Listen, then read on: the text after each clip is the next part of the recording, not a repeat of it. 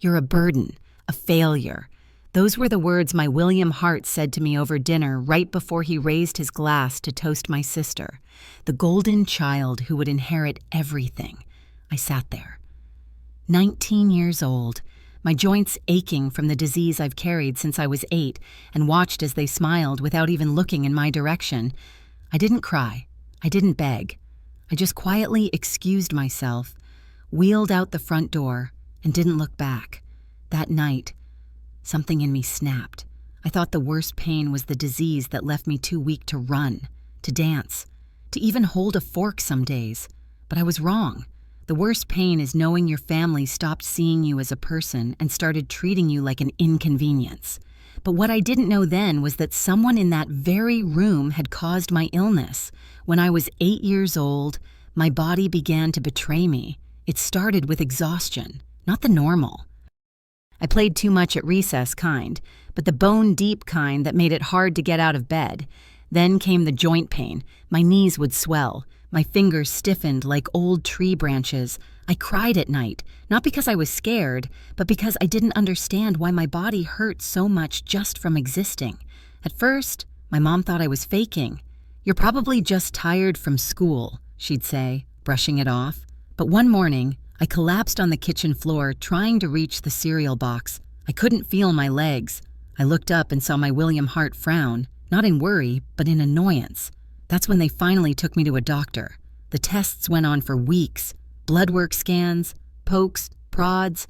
I remember the cold sting of the needle and the silence in the room after the specialist read my chart. "She has a rare autoimmune disease," the doctor said, folding his hands. "Her immune system is attacking her own muscles and joints. It's degenerative, chronic, and painful." I didn't understand all the words, but I remember my mom going pale. My dad looked at me like I was broken merchandise. After that, everything changed. I was pulled from gym class. My school attendance dropped. The friends I used to have stopped calling because I was always sick. I started using braces for my knees, then a cane, then a wheelchair when flare-ups got too bad. I missed birthday parties. I missed field trips. I missed being a normal kid. But what I missed most was the way my parents used to look at me. At first, they bought me supplements, took me to a couple more doctors. But by the time I turned 10, I noticed the way their tone shifted when I asked for help. "Don't be so dramatic." Eliza Hart. Patricia Hart would snap.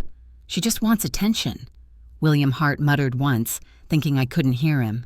Then came the comparisons to Sienna Hart. Sienna Hart, my older sister, who danced, ran marathons, got straight A's, smiled for pictures. The daughter, they showcased the daughter. They never had to worry about dragging to the ER in the middle of the night. I started to fade in my own home. I stopped asking for rides. I stopped mentioning the pain. I learned how to swallow silence like medicine. Bitter, but necessary. I didn't know it then, but that disease was never the only thing that was eating away at me. It was also the absence, the emotional coldness that wrapped around me tighter than the illness ever could.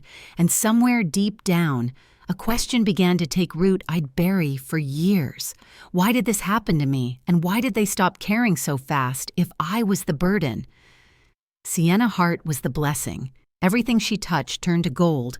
At least that's how my parents told it. While I lay curled up on the couch with ice packs on my joints, Sienna Hart was on stage accepting medals. While I struggled to hold a pencil through tremors, she was getting published in the school newspaper. She was everything I wasn't. Healthy, social, photogenic, uncomplicated. Our house was filled with framed photos of her winning swim meets, holding certificates dressed in prom gowns like a page out of a glossy catalog. Meanwhile, my room had become a quiet cave. No one came in, no one asked how my physical therapy was going. I don't think they even remembered when my next infusion was due. Sometimes I wondered if they kept me around just so Sienna Hart would look even more perfect by comparison. At the dinner table, William Hart would beam at her. Sienna Hart's going to make it big, a real future ahead of her. He never said that about me. Patricia Hart would plan entire weekends around Sienna Hart's recital. But if I had a doctor's appointment, it was, "Can't your friend's mom take you?" There was one birthday, my 14th, when I asked if we could just have dinner together. Nothing fancy. They forgot. But 2 weeks later, they threw Sienna Hart a backyard party with fairy lights, a live band, and 70 guests. I stayed in my room and watched the lights flicker through the blinds, but it wasn't just the celebration that hurt. It was how my sister looked at me. There was a time we were close. When we were little, she'd read to me when I was stuck in bed. She even snuck cookies into my room after dinner. But after I got sick, something shifted. She started to avoid me like my pain was contagious or worse, embarrassing, like she was ashamed. Sometimes I'd catch her glancing at me when I was struggling to move, just a flash of something in her eyes. Not pity, not concern, something sharper, guilt, resentment. Once I found her crying in the bathroom, I asked what was wrong, and she screamed, "Why can't you just be normal?" She apologized later, but I never forgot the way her voice cracked like something inside her had finally slipped out. That was the moment I realized Sienna Hart wasn't just the perfect daughter in their eyes. She needed to be. She'd been cast in that role. An eye broken, quiet, messy was the cautionary tale. I wondered if she hated me for being sick or if she hated herself for being the healthy one. Either way, I was already losing her. Not just to college applications and perfect boyfriends and the glittery path ahead, but to something darker, a distance that grew with every passing year, and I couldn't shake the thought. Maybe she wasn't just running toward success. Maybe she was running away from me. It was a Friday night when everything cracked open. Patricia Hart had spent the entire day in the kitchen roasting rosemary chicken, setting the table with the good plates, lighting tapered candles like it was Christmas. Sienna Hart had just gotten accepted into UCLA on a full-ride scholarship. William Hart even took off work early, which never happened. The house buzzed with celebration. No one mentioned me. I sat at the far end of the table, my wheelchair angled so I wouldn't block the hallway. My joints were stiff that night. I'd overexerted during therapy, but I stayed quiet. I didn't want to ruin anything. I never wanted to ruin anything. Dinner was loud, laughter, wine glasses clinking, Sienna Hart glowing under the chandelier. I picked at my food, stomach twisting. Then Dad stood up and raised his glass. "To Sienna Hart," he said, voice rich with pride, the pride of this family, the one who never gave us trouble, never let pain be an excuse, never stopped moving forward. The words stung. But I smiled. I clapped like everyone else. Then Mom added, "We're so proud of you, sweetheart, which is why we've made a decision." I looked up. William Hart cleared his throat, glancing at Mom before continuing. "We've decided that all our assets, this house, the trust fund, the savings account will be left to Sienna Hart." For a moment, I thought I misheard. But what about me? The words slipped out, small and fragile.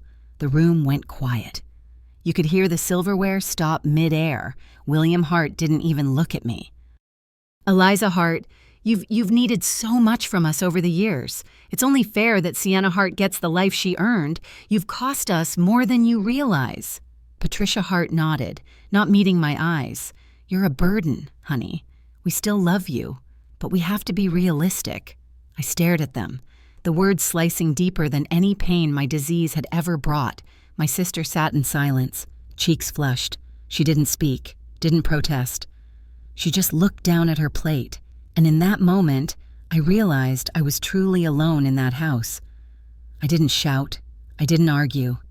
I just placed my fork down quietly, wiped my mouth with the napkin, and said, "Thank you for dinner." Then I turned my wheelchair around and left. No one followed. I rolled myself down the hallway, my chest burning, not from illness, but from something worse. Abandonment, invalidation. The knowledge that to the people who were supposed to protect me, I was nothing but a weight on their shoulders. I packed that night just a few clothes, my sketchbook, a bottle of medication, and the silence that had followed me for years. I left before sunrise while the house still slept. It wasn't just an exit. It was a farewell to the idea that I ever had a place there. And as I wheeled into the cold morning air, one question whispered in the back of my mind. How did this begin? What if the illness wasn't just fate, but something done to me the first night away from home? I slept on the floor of Chloe's guest room, curled beneath a borrowed blanket. The carpet scratched my skin, and my joints ached worse than usual. But for the first time in years, I could breathe. Chloe Rivers had been my only friend who stuck around after middle school. She had a sharp wit, an older sister in med school, and a quiet kind of compassion, the kind that didn't ask questions unless you were ready to answer. When I texted her, "Can I crash with you?" she replied in under a minute, "Of course, come." For days, I floated between sleep and silence. Chloe Rivers left me tea. Her mom offered warm soup and never once asked why I'd shown up with a duffel bag and tears that wouldn't fall. I stayed in my room, staring out the window, trying to make sense of everything, until one morning I opened my medical file. It wasn't complete. Just photocopies I'd taken years ago when switching pediatricians. But there it was. My diagnosis dated when I was 8. Lab results, vague notes, and one line I'd never noticed before. Initial symptoms presented following suspected exposure to corticosteroid compounds. Review prior ingestion. My stomach dropped. What compound? I dug deeper, pulling up my pharmacy app. Old appointment notes. Even mom's text reminders. Nothing added up. I'd never been prescribed anything like that before my diagnosis. Then I remembered something strange. A flu I'd had the month before it all started. High fever, nausea hives. It lasted 2 days. My parents said it was just a virus. But what if it wasn't? I went online and typed in keywords: children, prednisone exposure, immune reaction, neuromuscular damage. The results made my hands shake. Certain corticosteroids, especially in high doses or in combination with immune triggers, could cause lasting autoimmune reactions in children, especially those with genetic predispositions. I didn't want to believe it, but a memory bubbled up fuzzy and out of place. Sienna Hart, 10 years old, holding out a pink smoothie. "Drink it, dummy. I made it just for you." She'd grinned, wide teeth stained with berries. I'd thrown it up an hour later. I never thought about that day again until now. No, it couldn't be. It had to be coincidence. Sienna Hart was just a kid. She couldn't. Could she? The spiral began. What if it hadn't been an accident? What if it was a prank gone wrong? What if my parents knew I needed answers, but they wouldn't come from Google or from medical files? They would come from the one place I never wanted to return home, because if there was even the smallest chance that what happened to me wasn't fate, but a choice someone made, then I needed to know the truth. I waited 3 days before going back. My parents were out of town for the weekend. Sienna Hart had posted about it on Instagram. Of course, a family getaway to the mountains. I stared at her smiling face, framed by pine trees, and felt a wave of something I couldn't name. Betrayal, maybe, or dread. I wheeled up to the house on Sunday afternoon. The street empty, wind brushing dead leaves across the sidewalk. The key was still hidden behind the loose brick near the porch. Same place it had always been. They never thought I'd need it again. Inside, the house felt colder than I remembered. Not physically, but emotionally. Like every corner knew I didn't belong here anymore. I bypassed the living room, ignoring the photos on the wall. Sienna Hart in her cap and gown, Sienna Hart with her dance team, Sienna Hart standing between our parents like the sun they revolved around. There were none of me, not anymore. I went straight to Sienna Hart's room. It was pristine, of course. Neatly made bed rows, gold desk lamp, a wall of trophies. Everything screamed perfection. But I wasn't here for that. I was here for the past. I checked her desk drawers. Nothing. Closet shoes, dresses, old notebooks with class notes. Then I saw it tucked behind a shoebox labeled 8th grade memories, a floral pattern journal. I hesitated. My heart pounded so hard it echoed in my ears. But I opened it. It wasn't recent. The entries were messy, scrolled in a 10-year-old's handwriting. It started like any childhood diary. Today I got an A on my spelling test. Patricia Hart forgot to pick me up again. Innocent things until one page stopped me cold. Eliza Hart is sick again. Patricia Hart says we have to be nice, but I hate it. She always gets attention. She cries and everyone runs to her. No one sees me. Then the next. I took the pills from Uncle Raymond's drawer. He's always talking about steroids helping people get stronger. Maybe if Eliza Hart has a tiny dose, she'll stop faking. I blinked. No. I put it in her smoothie. Only a little. She threw up. Maybe she'll learn not to fake anymore. My hands trembled. I flipped forward. Eliza Hart can't walk good now. Everyone's so worried. I didn't mean it. I just wanted her to stop being so needy. I didn't mean it. Then silence. Pages blank. I dropped the journal on the floor. My sister had poisoned me. Maybe not with malice. Maybe not knowing the full consequences. But she did it. And my parents, they must have found out. Why else hide this? Why else sweep everything under the rug and let me believe my body had turned on itself? The truth had always been hair buried beneath trophies and polished smiles. I picked up the journal, holding it like it might burn through my skin. I didn't cry. I didn't scream. I just felt cold. They had taken my childhood, my health, my voice. But now I had something they didn't expect. Proof. I didn't sleep that night. I held the journal on my lap in Chloe's guest room, flipping through it again and again, hoping I'd misread something, that maybe it was a game, a story, a sick child's fantasy. But no matter how many times I read the shaky handwriting, the meaning stayed the same. My sister had given me steroids, unprescribed, unauthorized, dangerous, and my life was never the same. The next morning, I made a choice. I texted Sienna Hart, "We need to talk today." She replied 2 minutes later, "I'm free after class, come by around 300. She had no idea what was coming. The house was quiet when I arrived. Patricia Hart was in the kitchen chopping vegetables. William Hart was working in the garage. Sienna Hart was upstairs. I rolled in and waited in the living room. No one greeted me. No one even asked how I'd been. Just silence. The same suffocating kind I'd grown up under. Sienna Hart came down in leggings and a sweatshirt holding her phone. "Hey, Eliza Hart," she said like nothing had happened. I pulled the journal from my bag and set it on the coffee table. She froze. "What's that?" "You tell me," I said, voice shaking because I read every word. Her face drained of color. "Two, don't. You put something in my drink when I was 8. You stole steroids from Uncle Raymond's cabinet and gave them to me. You started this and they—" I turned toward the kitchen. "They covered it up." Footsteps. Patricia Hart stepped in, her eyes wide. William Hart followed seconds later. "Mullen, what's going on?" Patricia Hart asked, her voice tight. "I know," I said. "I know everything." Sienna Hart sank onto the couch, trembling. "I didn't mean to hurt you. I swear I was just angry. I thought you were faking. I was a kid. You were 10. I snapped old enough to know better." "She didn't know what it would do," William Hart said defensively. "But you did," I said. "You both did. You found out, and instead of telling the truth or getting me proper care, you let me grow up thinking I was broken by biology, by fate. You let me live in pain for 10 years alone." Patricia Hart wrung her hands. "We wanted to protect the family. We didn't want Sienna Hart's future ruined over a childish mistake. So you sacrificed mine instead." Sienna Hart was crying now. Real tears. But they didn't move me. I lost everything. I said, voice rising, friends school my body.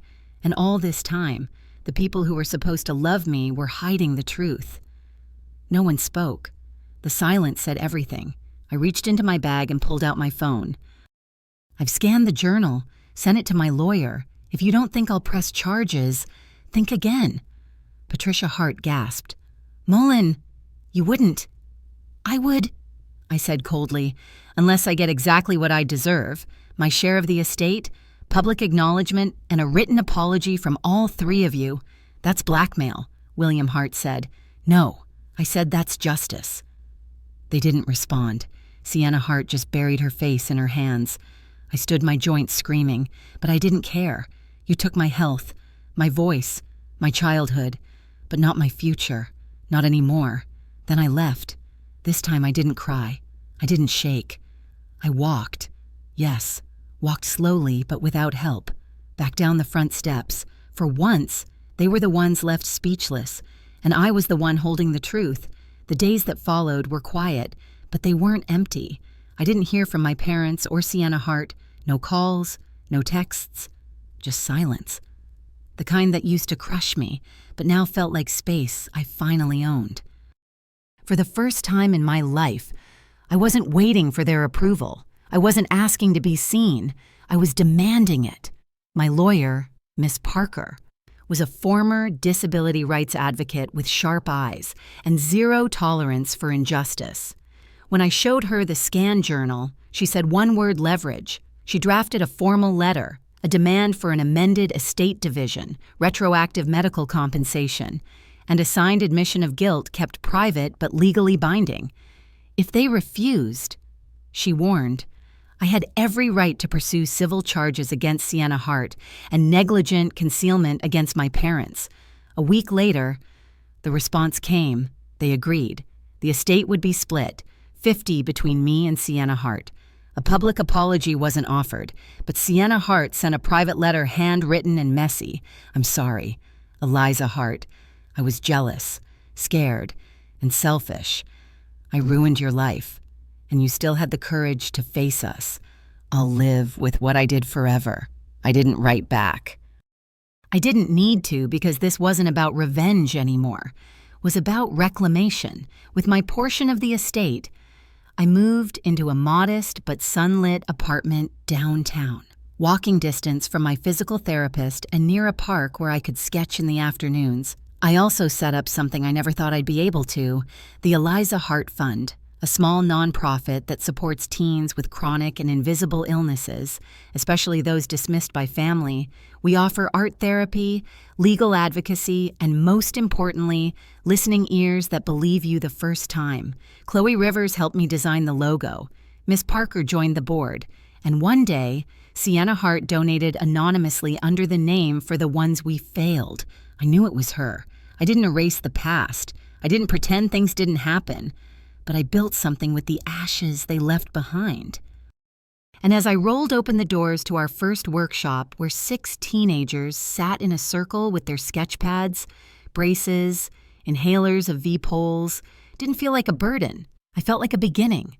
The room was quiet except for the soft scratch of pencils on paper. Across from me sat a girl named Lena. She was 13 with dark circles under her eyes and a port in her chest for treatment she didn't talk much about. She drew slowly, deliberately, tiny birds in a glass jar. At the end of our session, she looked up at me and asked, "Do you ever feel like people only see what's wrong with you?" I smiled gently. "All the time." She hesitated. "How did you stop letting that define you?" I thought about her question for a long moment, about my childhood bed, my sister's silence, the dinner table, where I was erased with a single sentence, and the journal that shattered everything I thought I knew. I didn't. I finally said, "Not at first." I let it define me for years.